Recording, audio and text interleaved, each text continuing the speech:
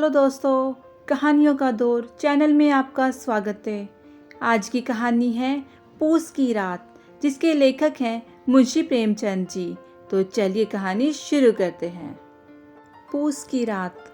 हल्कू की पत्नी मुन्नी जो घर में झाड़ू लगा रही थी, तभी हल्कू आके बोलता है, शहना आया है, लाओ जो रुपए रखे हैं उसे दे दो, किसी तरह पीछा छूटे मेरा। इतने में मुन्नी पीछे मुड़कर बोली, 3 ही रुपए हैं, दे दूंगी तो कंबल कहाँ से आएगा? माघ पूस की रात खेत में कैसे कटेगी? उसे कह दो फसल पर देंगे, अभी नहीं है। हल्कू थोड़ी देर चुप रहा, फिर सोचने लगा। पूस सर पर आ गया है, बगैर कंबल के खेत में रात को सोया भी नहीं जाएगा। मगर शहना मानेगा भी नहीं।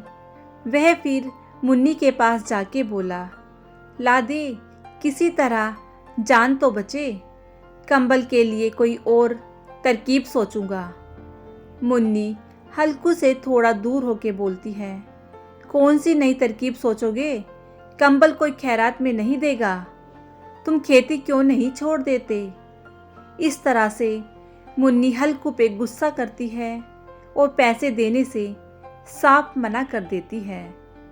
फिर हल्कू दुखी होके बोलता है, तो क्या गालियाँ खाऊं? इतना सुनते ही मुन्नी ने रुपए उठाए और लाकर हल्कू के हाथ पर रख दिए और बोली, तुम अब खेती छोड़ दो। हल्कू पैसे लेके घर से निकलता है। उसे ऐसा लगता है जैसे अपना कलेजा निकाल के देने जा रहा हो। उसे कुछ समझ नहीं आ रहा था, क्योंकि उसने एक एक पैसा काट कर 3 रुपए कंबल के लिए जमा किए थे। आखिरकार पूस की रात आ गई। आकाश के तारे भी ठिठुरते हुए दिखाई दे रहे थे। हल्कू अपने खेत के किनारे बांस के खटोले पर अपनी पुरानी चादर ओढ़े कांप रहा था। साथ में उसका कुत्ता जबरा भी पेट में मुंह डाले सर्दी से कूं कूं कर रहा था। दोनों में से किसी को भी नींद नहीं आ रही थी।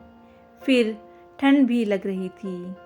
अचानक से जबरा ने किसी जानवर की आहट पाई, जिससे वह झपट कर उठा और छपरी से बाहर आकर भौंकने लगा। हल्कू के बुलाने पर भी नहीं आया और चारों तरफ दौड़ दौड़ कर भौंकता रहा। 1 घंटा और गुजर गया। तभी हल्कू ने देखा कि आम का एक बाग था, जहाँ पतझड़ शुरू हो गई थी, जिससे बाग में चारों तरफ पत्तियों का ढेर जमा हो गया था। हल्कू ने सोचा, सबको इकट्ठा कर उन्हें जलाकर खूब तापूं। फिर थोड़ी देर में हल्कू ने अलाव को जलाया। उसकी लौ ऊपर वाले वृक्ष की पत्तियों को छू छू कर भागने लगी। कुछ देर ठंडी से राहत तो थी, आखिरकार पत्तियां जल चुकी थी। बगीचे में फिर से अंधेरा छा गया था। राख के नीचे कुछ आग बची थी, जो हवा का झोंका पाने पर जाग उठती थी।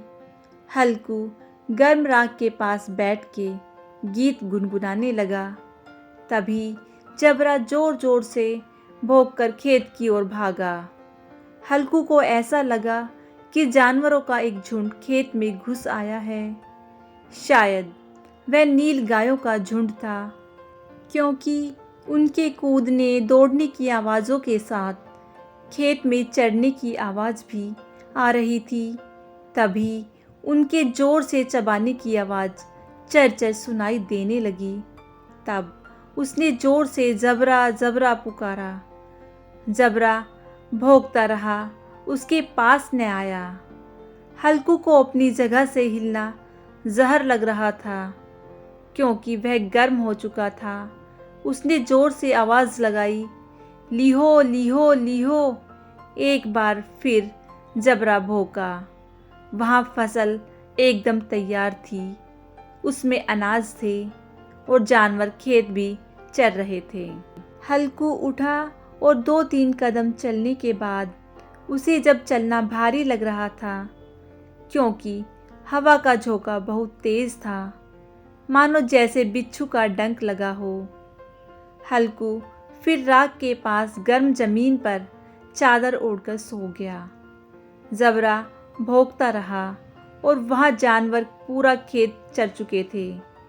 सब कुछ तहस नहस हो चुका था। फिर अगली सुबह धूप निकल गई थी। तभी मुन्नी आई और बोली, क्या आज सोते ही रहोगे? यहाँ तुम आराम फरमा रहे हो और उधर सारा खेत चौपट हो गया है। तभी हल्कू ने बहाना मारते हुए कहा, मैं मरते मरते बचा, तुम्हें अपने खेत की पड़ी है। पेट में ऐसा दर्द हुआ कि मैं ही जानता हूँ। तभी दोनों खेत की ओर देखने लगे और जहाँ एक तरफ जबरा कुत्ता चित लेटा हुआ था और सारी फसल नष्ट हो चुकी थी। मुन्नी के मुख पर उदासी छाई थी, पर हल्कू खुश था। तभी मुन्नी ने कहा, अब मजूरी करके माल गुजारी भरना पड़ेगा। फिर इस पर हल्कू ने खुश होते हुए कहा, कम से कम अब रात को ठंड में यहाँ सोना तो नहीं पड़ेगा। दोस्तों, कैसी लगी आपको मुंशी प्रेमचंद जी की ये कहानी? मुझे कमेंट करके ज़रूर बताइएगा। यदि आपको ये कहानी अच्छी लगी हो तो इस कहानी को लाइक कीजिएगा, शेयर कीजिएगा और मेरे चैनल को सब्सक्राइब करना बिल्कुल ना भूलिएगा। कहानी सुनने के लिए बहुत बहुत धन्यवाद।